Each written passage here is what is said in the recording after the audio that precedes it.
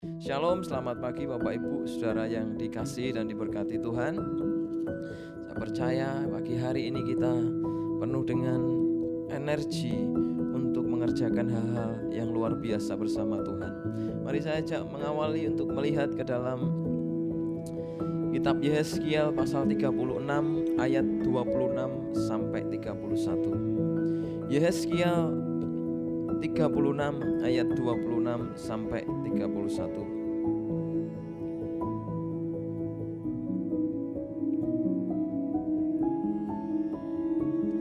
Satu janji Tuhan yang indah lewat apa yang dituliskan Nabi Yehezkiel yang digenapi di peristiwa Pentakosta, dan hari-hari ini kita pun terus merindu dan bahkan mengalaminya. Saya bacakan mulai dari ayat 26.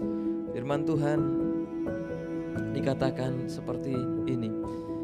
Kamu akan kuberikan hati yang baru dan roh yang baru di dalam batinmu, dan aku akan menjauhkan dari tubuhmu hati yang keras, dan kuberikan kepadamu hati yang taat. Rohku akan kuberikan diam di dalam batinmu, dan aku akan membuat kamu hidup menurut segala ketetapanku, dan tetap berpegang pada peraturan-peraturanku dan melakukannya. Dan kamu akan diam di dalam negeri yang telah kuberikan kepada nenek moyangmu, dan kamu akan menjadi umatku, dan aku akan menjadi Allahmu. Aku akan melepaskan kamu dari segala dosa kenajisanmu, dan aku akan menumbuhkan gandum serta memperbanyaknya, dan aku tidak lagi mendatangkan kelaparan atasmu. Aku juga memperbanyak buah pohon-pohonmu dan hasil ladangmu, supaya kamu jangan lagi menanggung noda kelaparan di tengah bangsa-bangsa. Dan kamu akan teringat-ingat kepada kelakuanmu yang jahat dan perbuatan-perbuatanmu yang tidak baik, dan kamu akan merasa mual melihat dirimu sendiri karena kesalahan-kesalahanmu dan perbuatan-perbuatanmu yang keji. Saya lanjutkan ayat 32. Bukan karena kamu aku bertindak, demikianlah firman Tuhan Allah. Ketahuilah itu, merasa malulah kamu, dan biarlah kamu dipermalukan karena kelakuanmu, hai kaum Israel. Nah, kekasih Tuhan, sekalipun firman Tuhan ini bersifat teguran, tetapi di dalam sebuah teguran, di dalam sebuah didikan Tuhan, muncul satu mutiara yang namanya janji Tuhan, yang indah, yang dahsyat dan ajaib, saudara. Dikatakan bahwa Tuhan akan berjanji akan yang namanya melepaskan dari segala dosa dan kenajisan. Tuhan akan memperbanyak pohon gandum, hasil tuaian raya orang Israel, menghasilkan banyak pohon-pohonan apa saja yang ditanam orang Israel di tengah-tengah bangsa, dan tidak akan membiarkan umatnya kelaparan. Janji yang luar biasa, memberkati dengan berlipat-lipat kali ganda. Satu janji yang Tuhan berikan, saudaraku, di tengah-tengah satu kehidupan yang kita alami bersama-sama. Kita mengalami pandemi, ya. Tuhan izinkan kita, saya melihat bahwa kita sedang dibawa Tuhan untuk maju masuk ke dalam satu level yang baru, atau yang kita masuk ke dalam satu zona yang baru, yang dimana kehidupan bangsa ini dalam masa menghadapi siap-siap dan sudah menerapkan yang namanya new normal menghadapi COVID-19 ini, perlu yang namanya dipersiapkan dengan baik, ya. Bahkan pemerintah menyarankan dan menghimbau warga negara untuk hidup dengan cara-cara yang sudah distandarkan dengan protokol kesehatan, dan menjaga hal-hal yang baik sehingga akan terhindar dan dapat mengatasi COVID-19 bersama-sama. Nah, semua warga negara, saudara, dipersiapkan untuk menghadapi masa new normal yang disebut dengan sebuah tatanan kehidupan yang baru bagi bangsa ini. Namun bagi khususnya setiap orang percaya, anak-anak Tuhan, new normal normal sebuah kehidupan yang baru, yang artinya bukanlah kehidupan yang bebas, saudara, tanpa batasan, sehingga cara hidup kita yang lama kembali seperti dulu sebelum adanya COVID-19. Diharapkan pemerintah adalah kita akan memiliki cara-cara hidup yang baik. Ini sudah ada di dalam firman Tuhan, saudara. Sudah ada di dalam firman Tuhan, ya. Surat Petrus mengatakan bahwa milikilah cara hidup yang baik di tengah-tengah bangsa-bangsa, baik bukan Yahudi, bagi orang-orang yang belum mengenal Tuhan ataupun mengenal Tuhan. Karena cara hidup yang baik itu adalah sebuah tatanan kehidupan yang saudara akibat dari hasil pembentukan Roh Kudus di dalam kehidupan kita. Nah, kekasih Tuhan, cara hidup ya seringkali digambarkan, disampaikan cara hidup ulat itu berbeda dengan cara hidup kupu-kupu. Sekalipun itu adalah bentuk dan spesies yang awalnya adalah sama, saudara. Apa yang membedakannya? Bentuknya beda, sifatnya beda. Tetapi salah satu yang menonjol yang dapat saya amati adalah yang membedakannya adalah tujuan dari kupu-kupu itu sendiri. Orientasi hidup dari kupu-kupu dan ulat. Ulat tujuannya adalah bertahan hidup, saudara. Makan untuk memenuhi kebutuhan hidupnya. Sekalipun dia seringkali untuk memenuhi kebutuhan itu dia merusak tanpa sadar, dia merugikan yang lain. Yang penting aku kenyang, yang penting aku berhasil, yang penting pelayananku terlihat hebat, gak peduli yang lain. Itu seakan-akan seolah-olah baik, tetapi ternyata itu merugikan dampaknya. Nah, itulah kehidupan ulat, karena orientasi tujuannya adalah dia bertahan untuk memenuhi hidupnya. Sedangkan setelah dia mengalami transformasi, mengalami metamorfosis dan menjadi kupu-kupu, dia memiliki orientasi tujuan yang lain, saudara. Tujuannya adalah menguntungkan orang lain, menjadi berkat bagi yang lain. Ia membantu proses baik penyerbukan, bulunya yang indah, sayapnya yang indah, yang menarik dan kemudian dapat menjadi berkat ya orang-orang yang melihatnya dan bisa dikoleksi macam-macam, saudara. Dan orientasi ya, intinya orientasi dari tujuan hidupnya berubah dari hanya sekedar yang namanya mencukupi atau bertahan hidup, tetapi berubah menjadi kehidupan yang mau dipakai Tuhan menjadi berkat. Nah, inilah kehidupan yang awalnya saudara diberikan atau dijanjikan kepada umat Israel. Kita melihat saudara bagaimana Musa ya memimpin umat Israel ya, selama ya ini cerita tentang Yeskiel, saya kontekan di awalnya tentang pendahulu mereka yang namanya Musa. Musa memimpin umat Israel dipakai Tuhan memulai sebuah tatanan kehidupan baru ya, sebuah bangsa yang besar bersama umat Israel ya, di mana saudara Musa ini sangat cemas, khawatir ya. Dia juga mungkin mengalami ketakutan kecil dalam hidupnya. Dia membutuhkan pertolongan Tuhan saat memimpin migrasi terbesar sepanjang sejarah umat manusia, salah satunya di mana dia membawa jutaan orang dari Mesir menuju tanah Kanaan. Nah, membawa bangsa saudara yang awalnya tatanan hidupnya adalah budak. Tatanan hidupnya biasa dipekerjakan dengan paksa, diperas, hidupnya penuh dengan terburu-buru ya. Hidupnya hanya sekedar makan, cukup, udah puas, tidak memiliki tujuan yang lain. Hidupnya hanya sekedar mengerjakan apa yang dilakukan, diperintahkan oleh bosnya saja, dan kemudian dia yang penting bisa makan, yang penting nyaman di sana. Mental budak, mentalitas budak yang ada dalam diri orang Israel yang dipimpin oleh Musa ini terbukti saudara menyulitkan Musa dalam memimpin mereka, sampai Musa akhirnya mengalami satu kejatuhan di mana ia tidak bisa masuk ke tanah Kanaan. Nah, kekasih Tuhan, mari kita lihat apa yang Tuhan mau kerjakan di dalam diri bangsa Israel. Perubahan besar dalam bangsa Israel yang diharapkan Tuhan ketika menuntun umatnya dari Mesir menuju Kanaan, harus melintasi yang namanya padang gurun. Padang gurun adalah masa di mana yang namanya new normal, saya katakan, Israel ditetapkan sehingga mereka akan mampu benar-benar menikmati janji Tuhan, menikmati berkah yang dikatakan gandum itu tidak akan pernah habis, menikmati anggur itu tidak pernah habis, di mana berlipat kali ganda tuaian, hidup mereka tidak akan miskin, tapi bahkan diberkati luar biasa. Nah, Tuhan harus menuntun umatnya, bukan hanya sekedar saudara menempuh perjalanan berkilo-kilometer dengan perjalanan fisik, tapi yang paling penting adalah perjalanan di mana perjalanan rohani dari kehidupan bangsa ini, sehingga mengubah kehidupan yang mentalnya budak menjadi orang yang merdeka, menjadi orang yang siap dipakai Tuhan, menjadi alat yang luar biasa. Nah, keluar dari Mesir, saudara, dengan cara berpikir, dengan mental dan kebiasaan atau cara hidup atau habit seorang budak, ya, menuju tanah perjanjian yang penuh kelimpahan. Ini, saudara, sulit. Sekalipun bahkan membutuhkan waktu 40 tahun. Dikatakan bahwa sebagian besar orang Israel gagal mencapai tanah Kanaan. Generasi-generasi muda di bawah Musa, Harun, dan generasi muda selanjutnya lah yang sampai ke tanah Kanaan. Bukan generasi yang melihat atau mendengar sendiri janji Tuhan itu dinyatakan, tapi generasi yang sudah mendengar lewat ajaran orang tua mereka dan Musa. Hanya Yosua dan Kaleb, saudara. Saya mengukur ini, saudara.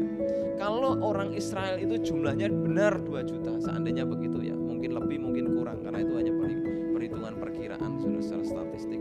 Tetapi kalau benar itu 2 juta dan hanya Yosua dan Kaleb yang masuk tanah Kanaan, sekalipun ini kita melihat ya, saudara, Yosua dan Kaleb yang masuk tanah Kanaan, berarti kalau dibandingkan, saudara, 2 dibanding 2 juta itu hanya ada 1 orang yang masuk di antara 1 juta.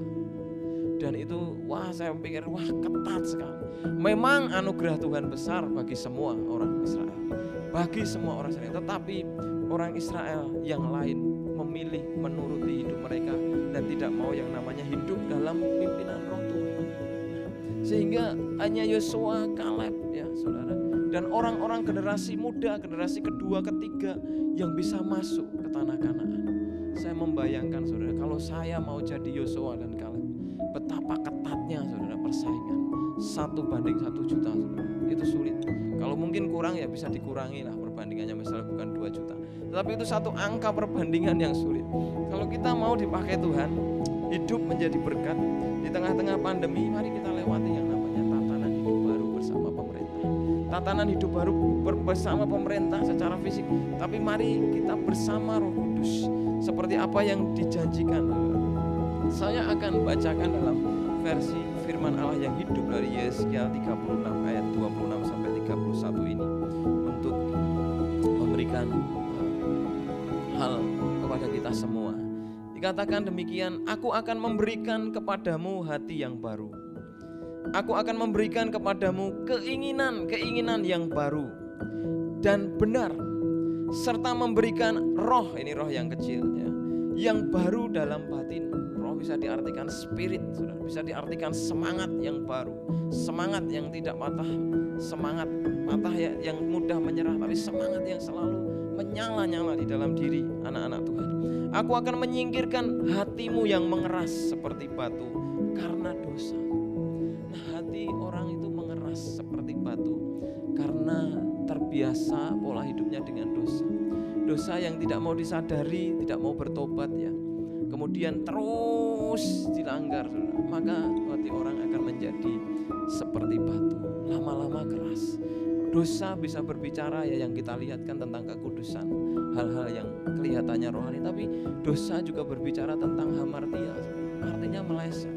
Semua orang itu meleset, selalu akan meleset kalau tidak dipimpin Roh Tuhan. Hanya Roh Kudus yang menolong kita. Betapa sulitnya kehidupan ini ya. Tadi saya katakan perbandingannya itu 1 banding 1 juta, itu sulit banget, saudara. Hanya Roh Kudus yang mampu tolong kita. Saya katakan berulang-ulang, sehingga kita bisa yang namanya memiliki ya, menjauhkan, memiliki hati yang benar, roh yang baru, hati yang baru, dan menyingkirkan hati yang mengeras seperti batu yang diakibatkan dosa.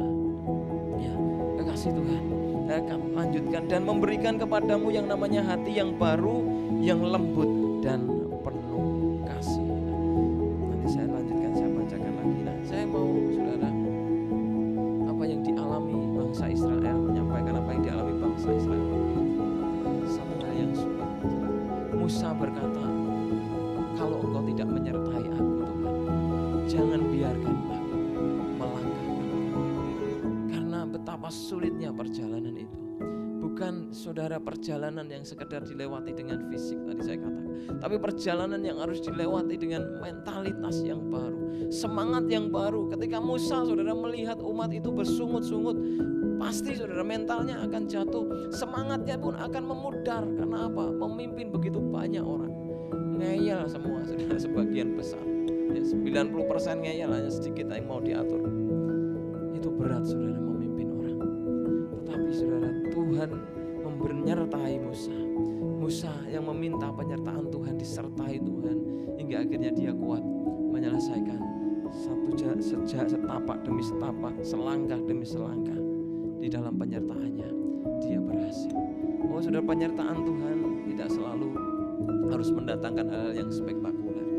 Tuhan memberikan orang Israel itu ya, kalau kita renungkan saudara, yang namanya kasut atau sepatu atau sandal ya, sandal jadul zaman dulu saudara, itu dipakai saudara, tidak menjadi rusak ya, tidak menjadi yang namanya lekang oleh waktu selama 40 tahun. Kemudian makan ya yang namanya mana saudara. Kemudian minum dari mata air di mana Tuhan membuat mujizat. Artinya hidup yang bergantung kebutuhan mereka ya. Kalau kita mau mengalami transformasi Tuhan ya, salah satunya kita harus punya yang namanya orientasi hidup itu. Hidup ya, mencari kebutuhan itu dengan apa yang namanya yang disediakan Tuhan dalam hidup itu. Dan itu akan membuat kita bersyukur dan tidak bersyukur-syukurnya. Apa yang disediakan Tuhan artinya. Kalau Tuhan sediakan mana, ya nikmati mana itu. Tuhan sediakan hanya sepatu, itu yang sama ya saudara. Ya pengennya mungkin sepatu ganti ya, ganti sepatu ya zaman sekarang. Tetapi ketika Tuhan sediakan itu, orang Israel tidak melihat yang namanya bahwa wow, amazing, bahwa sepatu yang biasa dipakai bisa rusak beberapa tahun, tetapi selama 40 tahun tidak rusak. Mana yang sama terus mereka makan, tetapi tidak pernah habis selama janji Tuhan 40 tahun itu saudara. Kalau mereka melihat ini amazing, ini mujizat, dan tidak pernah bisa dibuat dimanapun saudara, hanya bagi mereka orang Israel.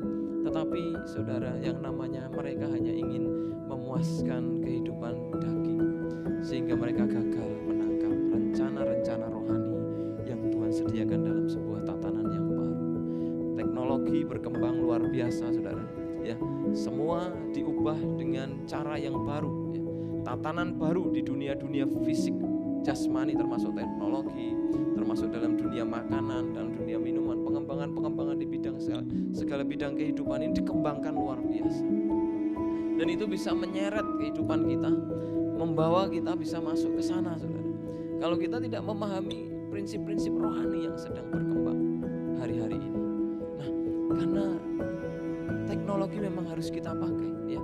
Keuangan kita pakai, semua sistem baik termasuk HP kita, gadget kita, semua teknologi kita pakai dengan tujuan untuk mencapai panggilan Tuhan dalam hidup kita, untuk memuliakan Tuhan. Hanya sekedar alat saudara yang kita pakai, bukan tujuan itu sendiri. Nah, kekasih Tuhan, orang Israel saudara, akhirnya banyak yang gagal. Saya punya satu cerita, ada seorang pasangan suami istri yang masih muda.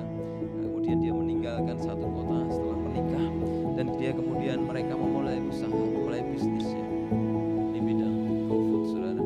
Awalnya biasa, tapi akhirnya diberkati Tuhan luar biasa, sehingga pendapatannya makin besar sehingga dia bisa membeli termasuk tanah, termasuk yang namanya perabotan, termasuk semua mencukupi kehidupan mereka.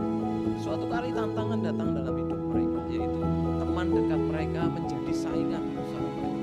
Ketika teman atau sahabat dekat menjadi saingan mereka ya, mereka welcome saja biasa karena mereka anak Tuhan yang cinta Tuhan, rajin berdoa dan taat. Tapi kemudian masalah muncul saudara, setelah si sahabat teman ini yang bersaing ini kemudian menjelek-jelekan nama si pasangan anak muda ini, menjelek-jelekan bisnisnya, menjelek-jelekan usahanya, hingga akhirnya fitnahan ini, kejelekan ini pun membuat bisnis atau usahanya menurun.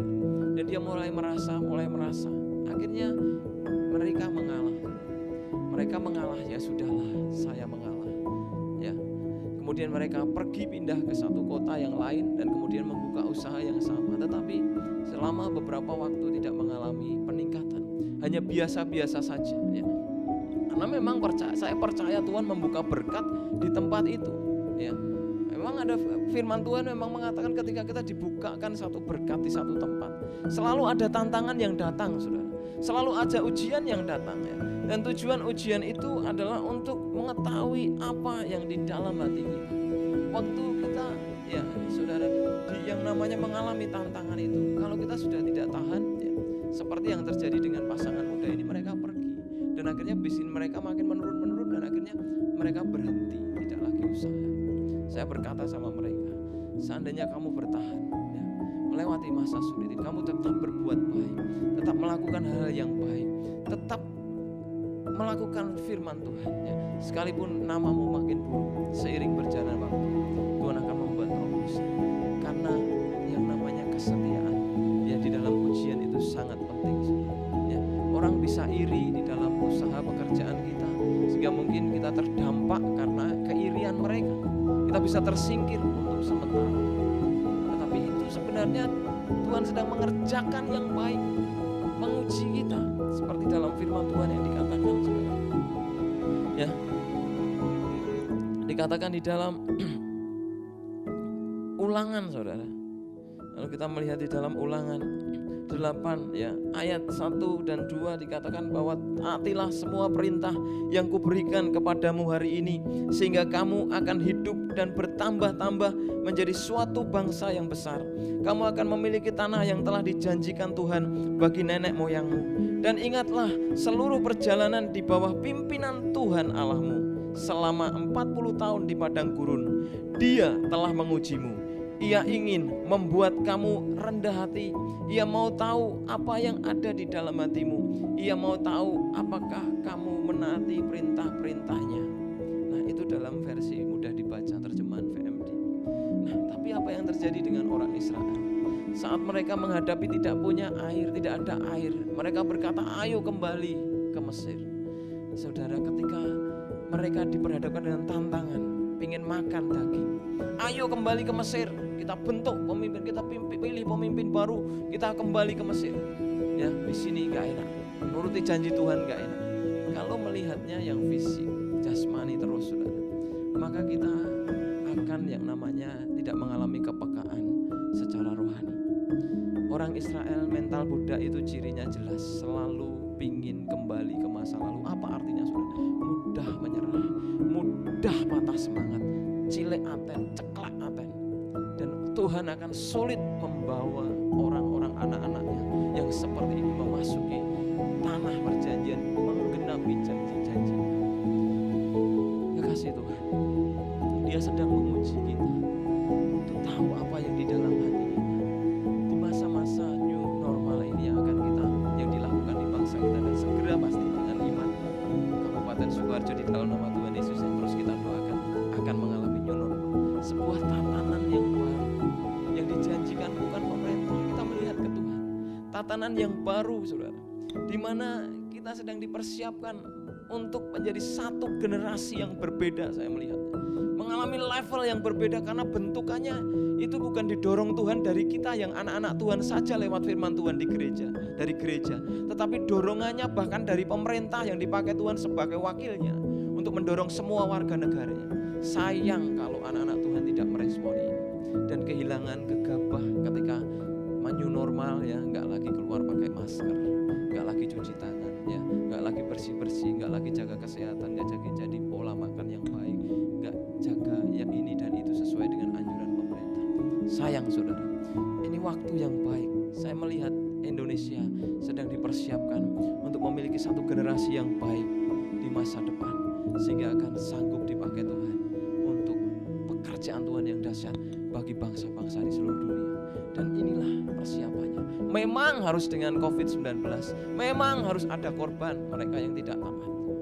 Ketika Roh Kudus, saudara, melawan, saudara, dari masa Pentakosta, ya, di masa Pentakosta rasul-rasul dipakai Tuhan luar biasa menjadi saksi. Hidup mereka diubah menjadi karakter seperti Kristus. Tetapi, saudara, orang yang tidak taat itu selalu ada. Kita lihat Ananias dan Safira, dia harus mati menjadi contoh bagi ketidaktaatan yang mereka lakukan, saudara. Ya, tatanan kehidupan baru yang Tuhan Roh Kudus ingin kerjakan, mereka tolak. Dosanya apa, saudara? Ya, mereka tetap memberi, saudara.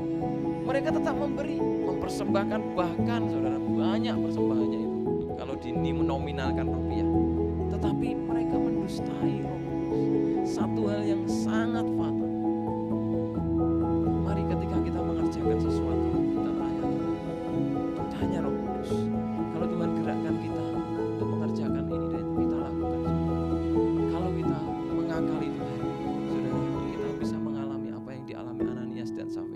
Mungkin tidak mati seperti mereka berdua, tetapi bisa mengalami hal-hal yang tidak baik dalam hidup kita.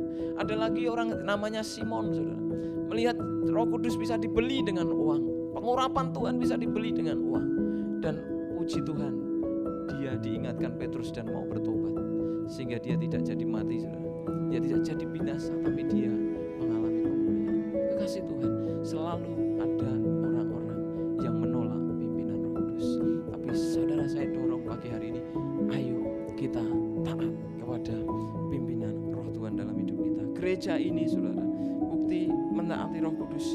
Kalau kita mau dipakai Tuhan, saudara, di dalam pekerjaan, di dalam bisnis usaha, studi, ataupun di dalam pelayanan, termasuk gereja ini kerjakan, diperluas Tuhan, selalu ikut pimpinan Roh Kudus. Ada doa-doa, lewat doa-doa sehingga kita bisa mendengar suara Roh Kudus. Ada pembacaan firman, mendengar firman Tuhan sehingga kita bisa mendengar suara Roh Kudus dalam hidup kita. Gereja ini makin berkembang luar biasa. Dari gereja yang kecil, ya, Pak Gembala di bawah Tuhan melewati masa-masa yang sulit, tantangan-tantangan yang sulit, tetapi tetap berkata, gereja harus berdiri, gereja harus makin besar bersama dengan Roh Kudus. Tantangan yang sulit pun akhirnya Tuhan singkirkan, lewatkan, dan berubah menjadi mujizat demi mujizat yang luar biasa. Dan bahkan saudara, kalau kita mau dipakai Tuhan luar biasa dalam apa saja, saudara, untuk melayani, terutama melayani sesama, untuk menunjukkan kasih Kristus kepada sesama, ya, mari kita lihat pimpinan Roh Kudus dalam hidup kita, ya. Mari kita dengan pimpinan Roh Kudus kita akan bisa terus hidup taat kepada firman Allah. Mari kita menyadari kalau kita rindu dipakai Tuhan, kita melihat Roh Tuhan itu selalu yang namanya, ya, mengubah hati, saudara. Hati yang keras agar lembut menerima tuntunannya. Jadi kalau hari-hari ini, saudara, kalau kita, ya, termasuk saya, saudara, kita mendengar firman yang membangun, ya, tetapi hati kita mengeras, berdoalah, minta Roh Kudus melembutkannya. Ketika kita mengeraskan hati, kita akan menambah dosa dalam hidup kita. Tadi saya lanjutkan di Yesaya 36 ya 26 sampai 31. Tuhan berkata, aku memberikan rohku dalam batinmu, roh dengan huruf besar, yaitu Roh Kudus yang sudah dicurahkan dalam hidup kita, sehingga kamu akan menaati hukum-hukumku dan melakukan setiap perintahku. Nah, kemudian kamu akan tinggal, ya, ini di Israel, tanah yang telah kuberikan kepada nenek moyangmu. Kamu akan menjadi umatku dan aku akan menjadi Allahmu. Aku akan melepaskan kamu dari segala dosa kenajisanmu. Aku akan menyuburkan tanahmu sehingga menghasilkan panen yang berlimpah dan kamu tidak akan ditimpa bala kelaparan lagi. Aku akan memperbanyak hasil panenmu, baik hasil pohon buah-buahanmu maupun hasil ladangmu, sehingga tidak akan ada bala kelaparan lagi di negerimu. Dan di negeri-negeri di sekelilingmu, dikatakan, tidak akan mengejek kamu lagi. Lalu kamu akan ingat segala dosa yang pernah kamu lakukan dan merasa jijik atas segala perbuatan jahatmu itu. Siapa yang mengerjakan, saudara, ketika kita ingat masa lalu kita menjadi muak dengan dosa kita? Roh Kudus, bukan kehebatan kita. Siapa yang membuat kita berhasil dalam pelayanan, dalam pekerjaan? Bukan kehebatan kita, saudara, tetapi karena Roh Kudus. Makin kita menghormati Roh Kudus, maka makin dia akan bekerja. Makin kita mengizinkan dia bekerja dalam hidup kita, makin kita mengalami masa-masa yang luar biasa dalam kehidupan kita. Nah, kalau kita mau dipakai Tuhan, mari persiapkan hidup ini di masa-masanya normal. Kita minta pimpinan Tuhan untuk mengerjakan apa yang diinstruksikan pemerintah. Tapi untuk hal-hal yang bersifat pelayanan dalam hidup kita, mari kita terus minta pimpinan Roh Kudus. Saudara, seperti gereja ini, bagaimana Pak Gembala di bawah luar biasa dalam pelayanan.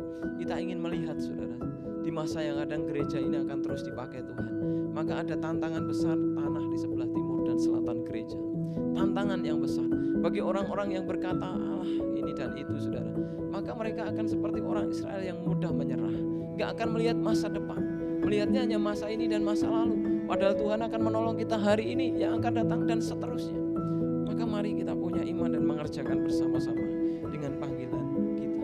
Nah, kalau Bapak Ibu Saudara dituntun Tuhan untuk mengerjakan satu hal yang baru, mari kita pun memulai hal yang baru dengan berani.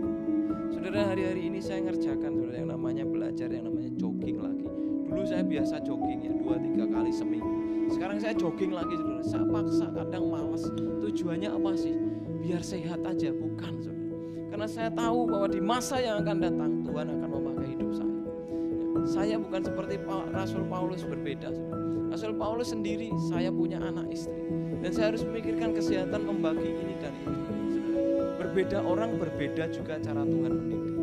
Saya punya istri saya bekerja melayani di rumah sakit, sip-sipan pagi 2 kali, siang 2 kali, malam 2 kali. Itu bisa berubah kapanpun saudara.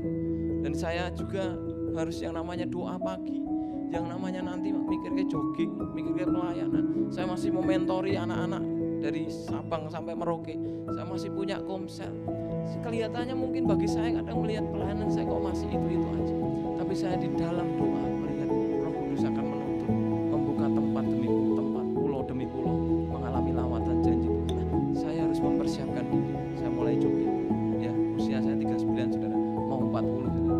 Dan seperti Raja Wali kalau usianya udah 40, dia akan yang namanya bukan menyiksa dirinya. Kita menyiksa diri bukan, kita di dalam tuntunan Tuhan untuk menjaga hidup saudara. Kemudian dia harus memaksa dirinya saudara, mencabuti kuku bulunya, mencabuti paruhnya. Dia ada di tempat tinggi saudara ya, sendirian, tidak diganggu selama 3 bulan, mengalami transformasi. Kemudian usia 40 tahun dia akan terbang kuat, makin dipakai hingga usia 70-80 tahun. Karena siapa saudara? Kalau itu gambaran burung Raja Wali. Kalau kita mau hidup menyiapkan masa depan itu karena tuntunan Roh Kudus. Nah, kalau kita hari-hari ini bilang, tidak apa-apalah, saudara, pasti akan indah pada waktunya. Kita akan menuai apa yang kita kerjakan hari ini. Maka saudara, kalau kita mau dipakai Tuhan, mari kita lihat apa yang perlu kita persiapkan di masa-masa new normal ini saudara. Saya percaya kehidupan kita akan diberkati Tuhan. Janji Tuhan akan digenapi ya. Pasti digenapi, Tuhan tidak pernah berdusta. Tuhan tidak pernah ingkari janjinya. Yang dinamakan pelayanan kita pasti akan meningkat. Yang dinamakan bisnis usaha kita akan meningkat. Yang dinamakan pendidikan kita akan meningkat, berprestasi luar biasa. Apa di dalam keluarga kita akan mengalami peningkatan. Tapi mari kita hidup dalam tatanan baru bersama Roh Kudus yang memimpin kita. Saudara, biar kita terus bersandar kepada pimpinan Roh Kudus. Dan mari kita raih setiap janji Tuhan ya, dengan iman, dan kita kerjakan dengan ketaatan pimpinan Roh Tuhan dan firman-Nya dalam kehidupan kita, sehingga kita akan mengalami janji-janji Tuhan dalam kehidupan kita. Tuhan memberkati.